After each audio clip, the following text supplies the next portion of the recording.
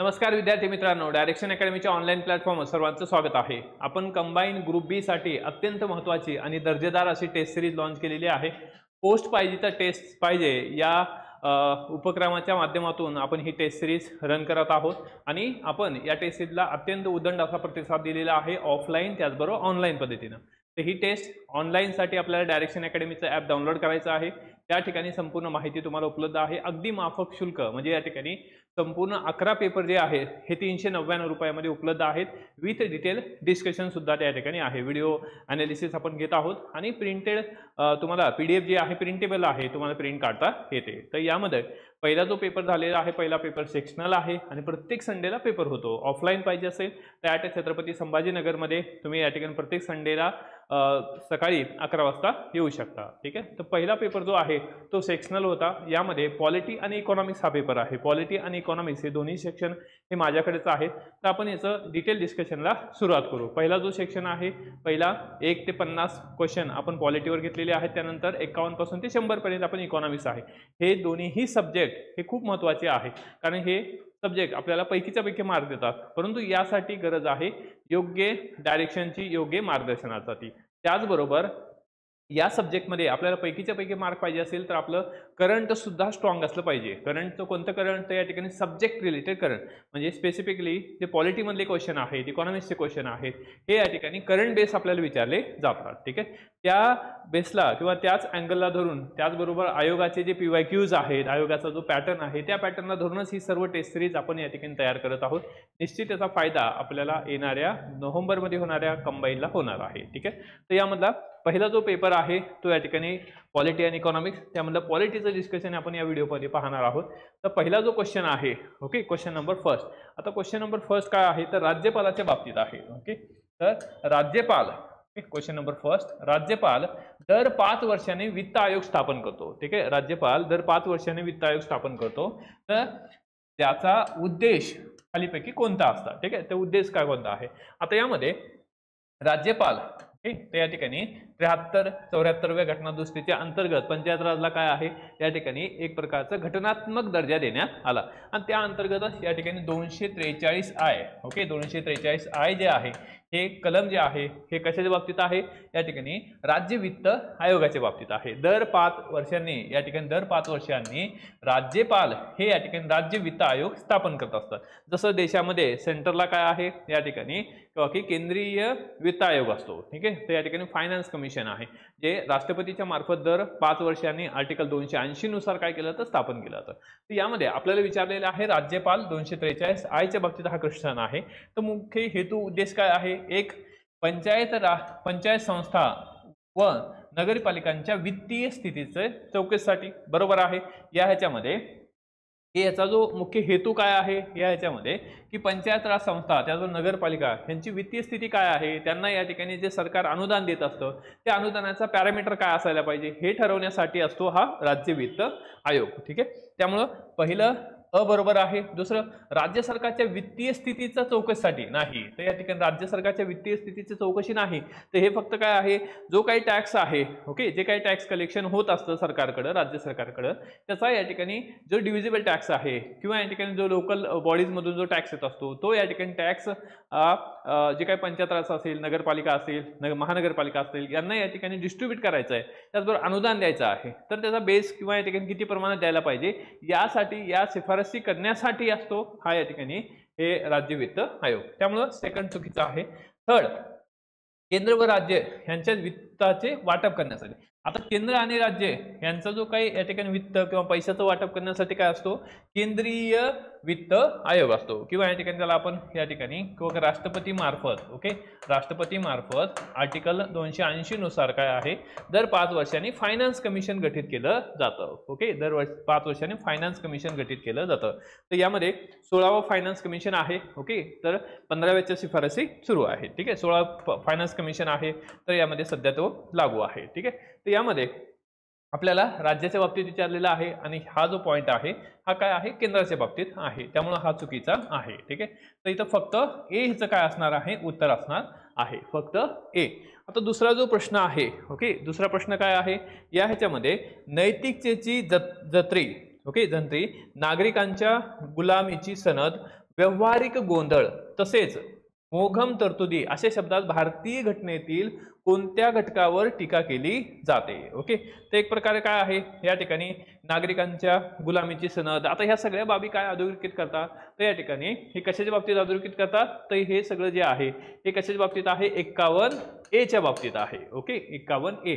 मग 51A काय आहे? 51A आहे मूलभूत कर्तव्ये. मूलभूत कर्तव्य जे आहे हे या ठिकाणी सुवर्णसिंग समितीच्या शिफारशीनुसार मूळ संविधानामध्ये नव्हते, परंतु सुवर्णसिंग समितीच्या शिफारशीनुसार यामध्ये काय करण्यात आले की संविधानामध्ये हे ऍड करण्यात आले. सध्याच्या परिस्थितीमध्ये काय आहेत या ठिकाणी 11 काय आहेत, तर या ठिकाणी ड्युटीज आहेत. शेवटची ड्युटी जी आहे 86th अमेंडमेंट आहे, त्यामध्ये की 6 ते 14 वर्षाच्या मुलाला या ठिकाणी शाळेत पाठवणे हे पालकाचं कर्तव्य आहे. ह्या सगळ्या बाबी याच्या सांगितलेल्या आहेत. त्यामुळे उत्तर असणार आहे 1.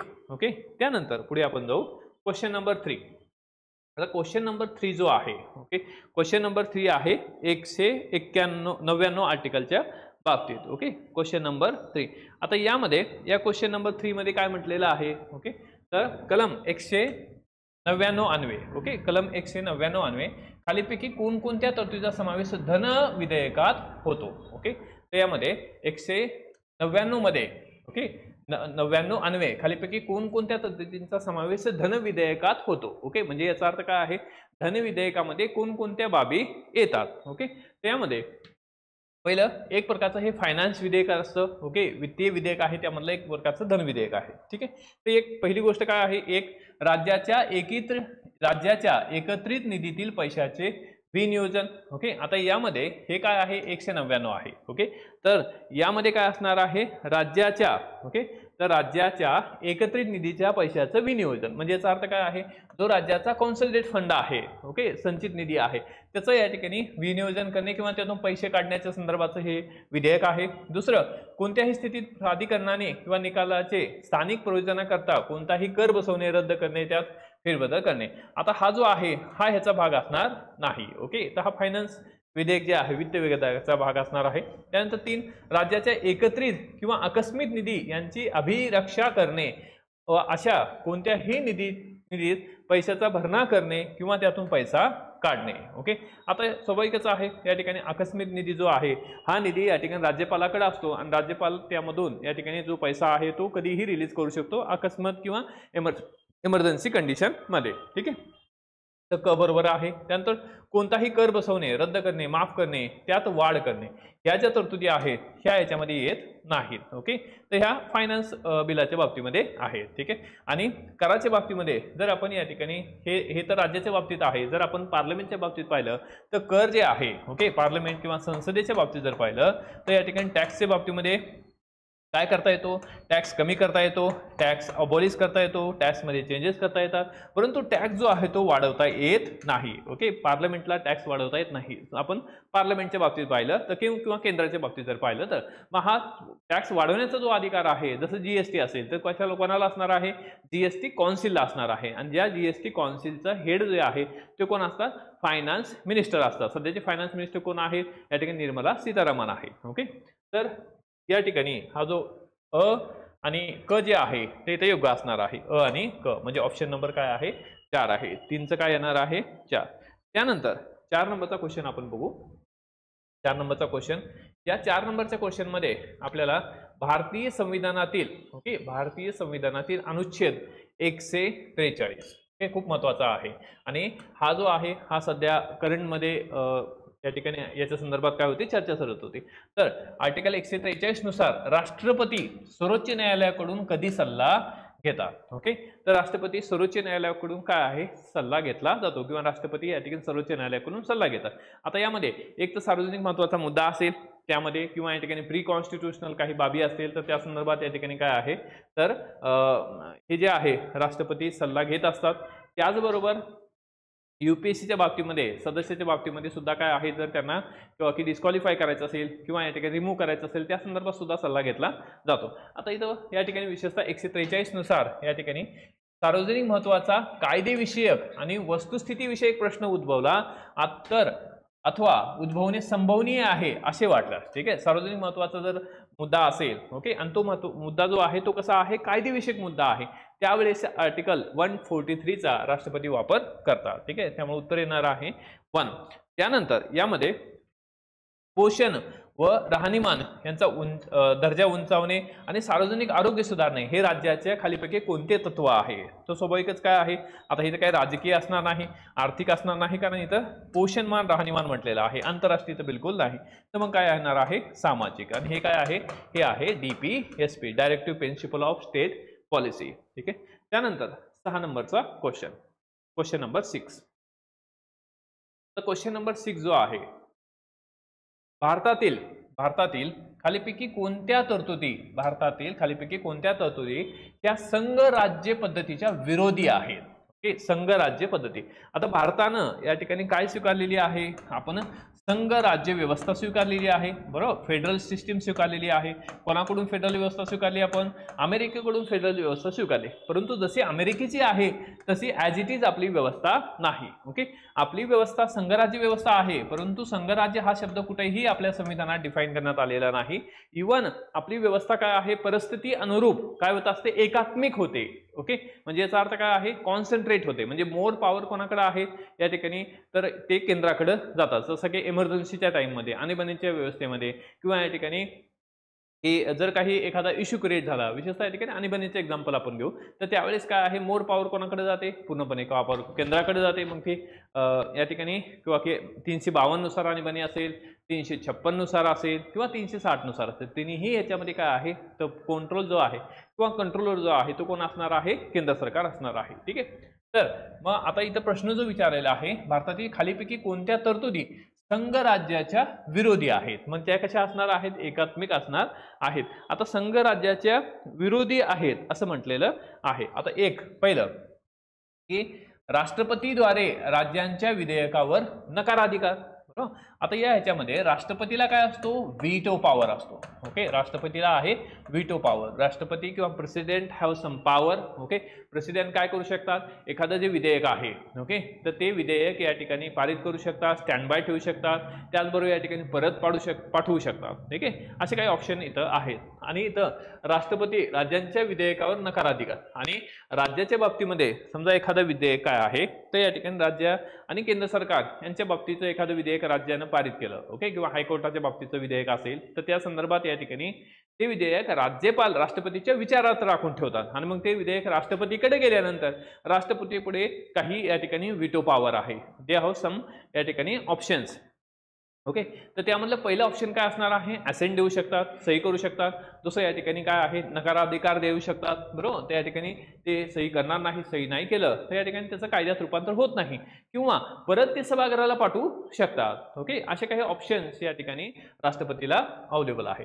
आता हे जे आहे, हे या ठिकाणी हे संघ राज्य व्यवस्थेच्या विरोधी आहे का, ऑब्व्हियसली या ठिकाणी विरोधी आहे. बरोबर, it's against the federal structure. कारण काय आहे, इथं मोर पॉवर जे आहे हे कोणाकडे कॉन्सन्ट्रेट होत आहे, राष्ट्रपतीकडे कॉन्सन्ट्रेट होते. राष्ट्रपतीकडे कॉन्सन्ट्रेट होते म्हणजेच कोणाकडे होते, सेंट्रल गव्हर्नमेंटकडे कॉन्सन्ट्रेट होते. ओके, त्यामुळं हे जे आहे हे या ठिकाणी संघ राज्याच्या विरोधी आहे, एक्झॅक्टली विरोधी आहे. दुसरं, आणीबाणी तरतुदी. बरोबर आहे, there are 3 types of emergency. 352 असेल, 356 असेल, अदरवाईज 365 असेल, किंवा 360 असेल. या तिन्ही कंडिशनमध्ये जे काही या ठिकाणी पॉवर आहे ते पॉवर कोणाकडे जाते, संपूर्ण पॉवर सेंट्रलकडे जाते. आणि मग ही जी व्यवस्था आहे ही संघराज्याच्या विरोधी आहे, हे पण बरोबर आहे. ठीक आहे, त्यानंतर राज्याचे, ओके, राज्यघटनेचे सर्वश्रेष्ठ. आता हे जे आहे हे काय आहे, या ठिकाणी राज्यघटना ही जे आहे सर्वश्रेष्ठ आहे. आता हे जे प्रिन्सिपल जर आपण पाहिलं तर हे प्रिन्सिपल कसं आहे, या ठिकाणी हे प्रिन्सिपल या ठिकाणी संघराज्याचं प्रिन्सिपल आहे. ठीक आहे, ते या ठिकाणी हे तर संघराज्याचं प्रिन्सिपल आहे, हे विरोधी नाही. ठीक आहे, तर हे याचा भाग असणार नाही, आपल्याला विरोधी फक्त पाहिजे आहेत.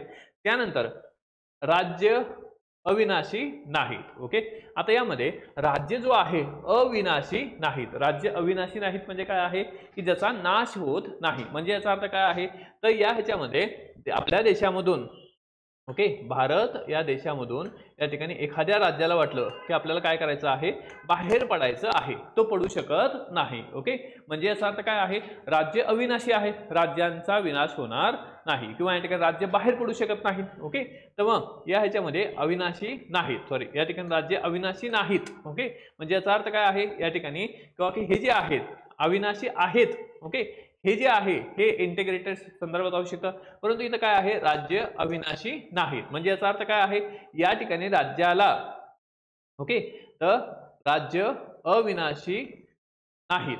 ओके, तर या ठिकाणी म्हणजे याचा अर्थ काय की राज्याला बाहेर कुठून पडता येत नाही. बरोबर, तर ही जी आहे म्हणजे आपला देश जो आहे तो या ठिकाणी काय आहे, तर 28+8 अशा पद्धतीने तयार झालेला आहे. म्हणजे 28 आणि 8 या राज्यांनी आपला देश बनवलेला नाही. बरोबर, तर देशानं या ठिकाणी काय आहे, तर प्रशासकीय सोयीसाठी या ठिकाणी या सगळ्या बाबी केलेल्या आहेत. मग यामध्ये राज्य जे आहे हे बाहेर कुठून पडू शकत नाही. बरोबर, परंतु अमेरिकेचं संघराज्य कसं आहे, एखाद्या राज्याला वाटलं की मला बाहेर पडायचं तर पडू शकतं, तर त्या ठिकाणी स्पेशल मेजॉरिटीचा प्रस्ताव आणला होतो, दोन्ही सभागृहात आणि निश्चित त्यांना बाहेर पडता येतं. परंतु भारताच्या बाबतीत तसं नाही. म्हणजे याचा अर्थ काय आहे, हे संघराज्याच्या विरोधी आहे. बरोबर, त्या ठिकाणी ड इथं येणार आहे, संघराज्याच्या विरोधी. त्यानंतर अखिल भारतीय सेवा. ओके, आता इथं अखिल भारतीय सेवा म्हटल्यानंतर okay there are 3 types of all India services. IAS आहे, IPS आहे. बरोबर, IAS आहे, IPS आहे आणि IFS आहे. ओके, आता या ह्याच्यामध्ये हे इंडियन फॉरेस्ट सर्व्हिस आहे, Indian police service, Indian administrative service, या तिन्ही ठिकाणी काय आहे, जो कंट्रोलर आहे तो केंद्र सरकारचा आहे. केंद्र सरकारच्या मार्फत UPSC काय करतं, एक्झाम कंडक्ट करतं. त्याचबरोबर या ठिकाणी त्यांना ट्रेनिंग देणे, त्यांचं कॅडर अलॉटमेंट करणे, हे सगळं कोणाकडे काम आहे, केंद्र सरकारकडे आहे. त्यामुळं या ठिकाणी काय आहे, तर हे संघराज्याच्या विरोधी आहे. बरोबर, तर हे ई सुद्धा येणार आहे. ठीक आहे, म्हणजे उत्तर काय आहे या ठिकाणी अ, ब, ड आणि ई याचं उत्तर असणार आहे 1. ओके, उत्तर नंबर 1. 6चं काय येणार आहे, फर्स्ट. त्यानंतर 7 नंबर, त्यामध्ये आपण 7 नंबर पाहू. आता 7 नंबर मध्ये काय विचारलेलं आहे की भारताचे राष्ट्रपती. ओके, 7 नंबर, भारताचे राष्ट्रपती राज्यसभेत किती सदस्यांना नामनिर्देशित करतात. ओके, या ह्याच्यामध्ये किती सदस्यांना नामनिर्देशित करतात, तर 12 सदस्य. म्हणजे राष्ट्रपती मार्फत या ठिकाणी हे अप्रत्यक्ष पद्धतीनं 12 सदस्य निवडले जातात विविध क्षेत्रामधून. ओके, कला असेल, विज्ञान असेल, ओके ते साहित्य असेल, यामधून या ठिकाणी हे 12 सदस्य निवडले जातात. याचबरोबर राष्ट्रपतीला पूर्वी ओके एक अँग्लो म्हणजे या ठिकाणी 2 अँग्लो इंडियन सदस्य निवडण्याचा अधिकार होता, आणि राज्यपालांना सुद्धा एक अँग्लो इंडियन जो आहे विधानसभेमध्ये, राष्ट्रपतीला या ठिकाणी 2 अँग्लो इंडियन लोकसभेमध्ये या ठिकाणी नामनिर्देशित करण्याचा अधिकार होता. परंतु हा अधिकार अँग्लो इंडियनच्या बाबतीचा अधिकार 104व्या घटनादुरुस्ती ओके 104वी अमेंडमेंट 2019 नुसार काय करण्यात आला, तो अधिकार या ठिकाणी काढून घेण्यात आला. म्हणजे या ठिकाणी दर 10 वर्षांनी हे जे आहे या ठिकाणी रिवाइज केलं जातं. ओके, तर यामध्ये हे 10 वर्षाचं रिव्हिजन इथं केलेलं नाही किंवा रिवाइज केलेलं नाही. म्हणजे ते जे काही या ठिकाणी हे आहे ओके, म्हणजे यांचे जे सीट्स आहे हे या ठिकाणी परत या 2 सीट आता राष्ट्रपतीला देता येणार नाही. अशा प्रकारची 102वी घटना दुरुस्ती. ठीक आहे, तेही पण लक्षात असणं गरजेचं आहे. त्यानंतर 8 नंबरकडे जाऊ आपण. या ह्याच्यामध्ये आपल्याला जोड्या लावा हा प्रश्न आहे, आणि यामध्ये या ठिकाणी त्याचं उत्तर जे आहे हे डायरेक्ट 3 आहे. ओके, मध्ये उत्तर जे आहे 3 आहे. आता उत्तर 3 आहे म्हणजे त्यामध्ये एक कलम 14 काय सांगतं, कायद्यापुढे समानता. ओके, कायद्यापुढे समानता. आता एक तर कायद्यापुढे समानता बनल्यानंतर इथं 2 कन्सेप्ट आहेत बघा. ओके, त्या ठिकाणी की कायद्यापुढे समानता. त्याच्यामध्ये एक तर काय आहे की याच्यामध्ये कायद्यापुढे समानता आहे, म्हणजे याचा अर्थ काय आहे, कोणीही गरीब श्रीमंत असणार नाही, कायद्यासोबत काय आहे, सगळे समान आहे, रूल ऑफ द लॉ ज्याला म्हटलं जातं. त्याचबरोबर काय आहे या ठिकाणी किंवा की समान परिस्थितीमध्ये भिन्न वागणूक सुद्धा दिली जाते. ओके, असामान्य परिस्थितीमध्ये. तर यामध्ये ही कायद्यापुढे समानता आहे. ठीक आहे, त्यानंतर आर्टिकल 15 आहे, कुठल्याही नागरिकाविरुद्ध वंश, धर्म, जात, लिंग किंवा जन्मस्थान या आधारावर कुठलाही भेदभाव केला जाणार नाही. ओके, त्यानंतर आर्टिकल 16 आहे. आर्टिकल 16 काय सांगतं, या ठिकाणी समान संधी आहे, सर्वांना काय आहे, समान संधी आहे. Article 17 abolition of untouchability. Okay, आणि अबोल्युशन ऑफ अनटचेबिलिटी म्हणजे अस्पृश्यतेचा अंत झाल्यानंतर नागरिकांना जे अधिकार मिळालेले आहेत त्याला काय म्हणतात, त्याला म्हणतात नागरी अधिकार. ओके, नागरी अधिकार म्हणतात. नागरी अधिकार म्हणजे काय आहे, द अबोल्युशन ऑफ अनटचेबिलिटी. हे अस्पृश्यतेचा अंत झाल्यानंतर नागरिकांना मिळालेले जे अधिकार आहे त्याला या ठिकाणी नागरी अधिकार असं म्हणतात. ठीक आहे.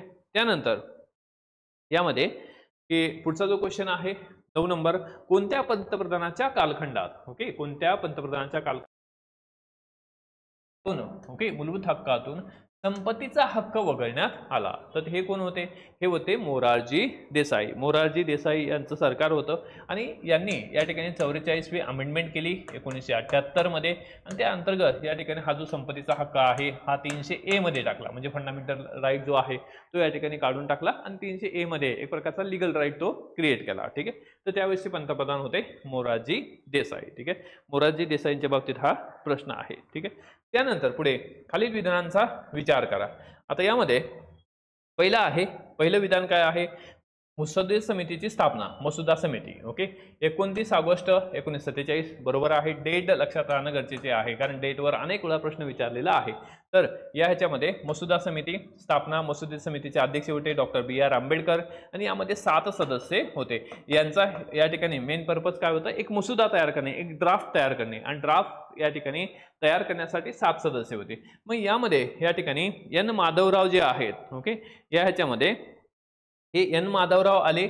ओके यांची निवड जी आहे D.P. खेतान यांच्या मृत्यूनंतर त्यांच्या जागी करण्यात आले. हे चुकीचं आहे. N. माधवराव कोण आले? तर या ठिकाणी B.L. मित्तर. Okay B.L. मित्तर जे आहेत ओके B.L. मित्तर यांनी काय केलं? हेल्थ इश्यूच्या आधारावर या ठिकाणी राजीनामा दिला आणि त्यांच्या जागी आले B.N. राव ओके माधवराव N. माधवराव आले B.L. मित्तरच्या जागी. आणि यामध्ये दुसरे आहेत D.P. खेतान. आता D.P. खेतान ओके यांच्या मृत्यूनंतर ओके तर या ठिकाणी D.P. खेतान यांच्या मृत्यूनंतर कोण आलं? या ठिकाणी K.K. कृष्णमाचारी आले. ओके त्या ठिकाणी T.T. कृष्णमाचारी आले. ठीक आहे. तर हे त्यामुळं क जे आहे हे चुकीचं आहे. अ आणि ब बरोबर आहे. अ ब बरोबर आणि क चुकीचं. म्हणजे ऑप्शन किती येणार आहे? 3 आहे. त्यानंतर 11 नंबरचा क्वेश्चन आहे. तर 11 नंबरच्या क्वेश्चन मध्ये काय आहे? संविधानातील कोणत्या अनुच्छेदात ओके संविधानातील कोणत्या अनुच्छेदात की राज्यामध्ये आंग्ल भारतीय समाजाचं जे प्रतिनिधित्व आहे ओके आंग्ल भारतीय समाजाचं प्रतिनिधित्वाचा उल्लेख केलेला आहे. ओके तर हा जो उल्लेख आहे त्या ठिकाणी 331 मध्ये आहे. ओके 331 म्हणजे या ह्याच्यामध्ये तसं तर 333 मध्ये आहे. 333 आणि 331 मध्ये आंग्ल भारतीयाच्या बाबतीमध्ये तरतुदी करण्यात आलेल्या आहेत. आंग्ल भारतीयाच्या बाबतीमध्ये. ठीक आहे. आणि यामध्ये हे जे अँग्लो इंडियन आहेत ओके अँग्लो इंडियनच्या बाबतीमध्ये प्रतिनिधित्व करण्यात आलं आणि आपण पाहिलं की अँग्लो इंडियन यांचं जे प्रतिनिधित्व आहे तर राष्ट्रपती मार्फत 2 सदस्य हे लोकसभेवर नामनिर्देशित केले जात होते. परंतु 104वी घटनादुरुस्ती 2019 नुसार या ठिकाणी हे जे एक्सटेन्शन आहे दर 10 वर्षाचं ते या ठिकाणी इथं देण्यात आलेलं नाही. ठीक आहे. त्यानंतर क्वेश्चन नंबर 12. आता 12 नंबरचा जो क्वेश्चन आहे तर हा या ठिकाणी कसा क्वेश्चन आहे? थोडा कन्सेप्च्युअल क्वेश्चन आहे. आपल्याला 12 नंबरच्या क्वेश्चनच्या बाबतीमध्ये अनेक वेळा प्रश्न विचारलेला आहे. ओके तर यामध्ये खालील विधाने विचारात घ्या. ओके आणि वरीलपैकी कोणतं विधान हे चूक आहे ओके चुकीचं कोणतं आहे हे इथं विचारलेलं आहे. आता यामध्ये चुकीच्या बाबतीत जर पाहिलं आपण पहिलं आहे पहिलं बघू आपण बेरुबारी या ठिकाणी संघ खटल्यात. बेरुबारी खटला कधीचा आहे?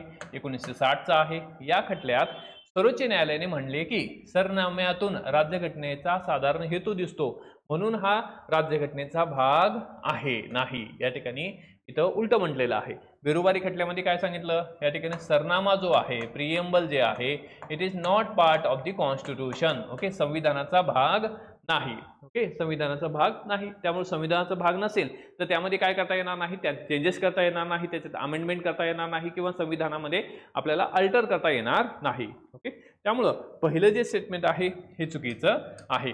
तर या ठिकाणी भाग नाही असं सांगितलं होतं. दुसरं सरनाम्यात घटनाकारांनी वास्तविक उद्दिष्टे आणि तत्वज्ञान ओके वास्तविक उद्दिष्टे आणि तत्वज्ञान यांचा समावेश आहे नाही.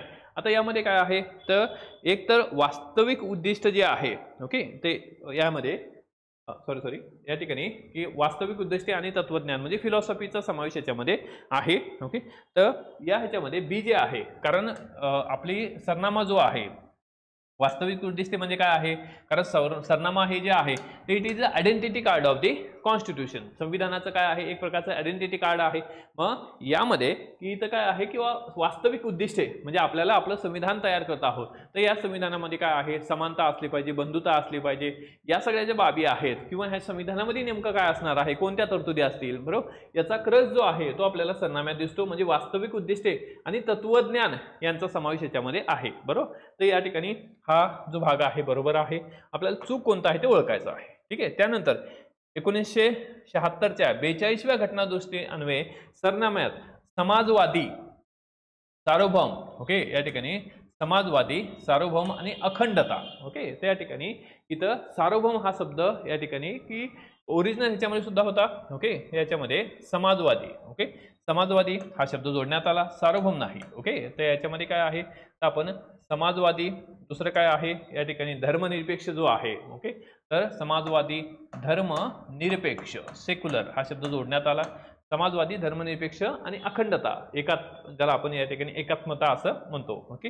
तर हे 3 शब्द जोडण्यात आले, त्यामुळे हे सुद्धा चुकीचं आहे. त्यानंतर केशवानंद भारतीय, ओके, केशवानंद भारती खटल्यात सर्वोच्च न्यायालयाने बेरुबारी संघ खटल्यातील घेतलेला निर्णयच योग्य असल्याचे पुन्हा प्रतिपादन केले नाही, ते नाही. तर या ठिकाणी हा बेरुबारी युनियनचा जो खटला होता त्या खटल्यामध्ये सांगितलं होतं की प्रिएम्बल जे आहे, ओके, किंवा सरनामा जो आहे it's not part of the constitution, okay, therefore it can not be alter, okay. म्हणजे याच्यामध्ये काय आहे तर आपल्याला ते बदलता येणार नाही. परंतु या ह्याच्यामध्ये केशवानंद भारतीमध्ये सांगितलं की या ठिकाणी प्रिएम्बल इज द इंटरनल किंवा या ठिकाणी इंटरगल पार्ट किंवा very important part of the constitution, खूप महत्त्वाचा भाग आहे आणि तो आपल्याला या ठिकाणी निश्चित बदलता येतो, बरोबर, अमेंडमेंट करता येते. त्यामुळेच या ठिकाणी 1942वी काय झाली, म्हणजे 42वी अमेंडमेंट झाली 1976ला, ठीक आहे. तर हा खटला कधीचा आहे, 1973 चा आहे. तर या ठिकाणी केशवानंद भारती वर्सेस केरळ राज्य हा खटला आहे. यामध्ये सांगितलं की एक महत्त्वाचं हे जजमेंट होतं, एक माइलस्टोन होता, ओके. तर यामध्ये सांगितलं होतं the basic structure of the foundation किंवा या ठिकाणी बेसिक स्ट्रक्चर म्हणजे काय किंवा basic structure of the constitution, संविधानामधील नेमकं बेसिक स्ट्रक्चर काय आहे ते डिफाईन करण्याचं काम या केशवानंद भारती केसमध्ये झालेलं आहे. त्यामुळे चुकीचं जे आहे ते विचारलेलं आहे, हे पण काय आहे चुकीचं आहे. क आणि ड, क आणि ड, म्हणजे उत्तर काय येणार आहे, 2 येणार आहे, ओके. 13 नंबरचा जो क्वेश्चन आहे त्या ठिकाणी 13 नंबरचा क्वेश्चन इथं आपल्याला जोड्या लावा आहे. तर यामध्ये हे जोड्या लावामध्ये उत्तर आहे 2, ओके. 13 नंबरचं काय उत्तर येणार आहे 2 आहे. यामध्ये आपल्याला अरुणाचल प्रदेश, ओके, अरुणाचल प्रदेश मधल्या ज्या जागा आहे तर या ह्याच्यामध्ये 60 जागा आहे, बरोबर, जे या ठिकाणी काय आहे मिझोरम म्हणजे सारख्या विधानसभा जागा असणाऱ्या राज्यांच्या जोड्या, ओके, म्हणजे त्यामध्ये दोन्ही ठिकाणी काय आहेत सारख्या जागा आहेत, ओके. अरुणाचल प्रदेश, मिझोरम दोन्ही ठिकाणी सारख्या जागा आहेत विधानसभेच्या.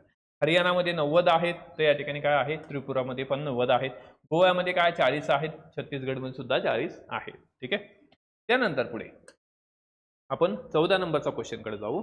14 नंबरच्या क्वेश्चन मध्ये काय म्हटलेलं आहे तर यामध्ये या ठिकाणी विधान परिषदेवर, ओके, विधान परिषदेवर निवडून किंवा नियुक्त केलेल्या जाणाऱ्या सदस्यांच्या संख्यानुसार या ठिकाणी चर्चाक्रम लावा.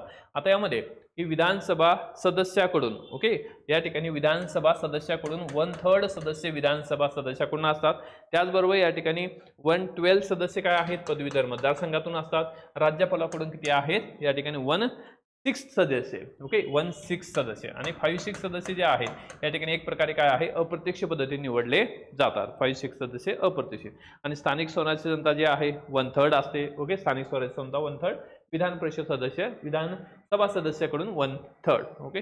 या आधारे उत्तर असणार आहे ब, क आणि अ. त्यानंतर कॅन्डिवियन देशातील एम्बुड्समन या संस्थेची साधर्म्य असणारी भारतातील संस्था कोणती, ओके. तर ही संस्था कोणती आहे लोकपाल, ओके. ते या ठिकाणी लोकपाल जे आहे ते या लोकपालचं काम काय आहे मग पंतप्रधान असेल किंवा एखादा मंत्री असेल, मुख्यमंत्री असेल किंवा एखादा ऑफिसर असेल यांच्या विरुद्ध जर या ठिकाणी भ्रष्टाचाराचे आरोप असतील तर त्याचं इन्व्हेस्टिगेशन करण्याचं काम ह्या लोकपालचं आहे. तर लोकपाल ही संस्था या बाबतीत आहे.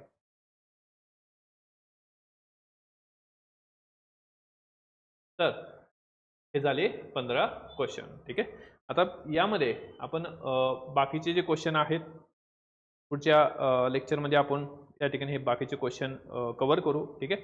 आता ही जी आपली टेस्ट सिरीज आहे, ही टेस्ट सिरीज या ठिकाणी ऑफलाईन ऑनलाईन दोन्ही पद्धतीनं आहे. खाली डिस्क्रिप्शन बॉक्समध्ये या ठिकाणी पूर्ण टाइम टेबल दिलेला आहे किंवा नंबर पण दिलेला आहे. डिस्क्रिप्शन बॉक्समध्ये पण टाईम तुम्हाला शेड्यूल दिलेला आहे. ओके, नंबर पण दिलेला आहे. इवन या ठिकाणी बाकीचे जे डिस्कशन आहेत ते पूर्णपणे ॲपमध्ये उपलब्ध आहेत.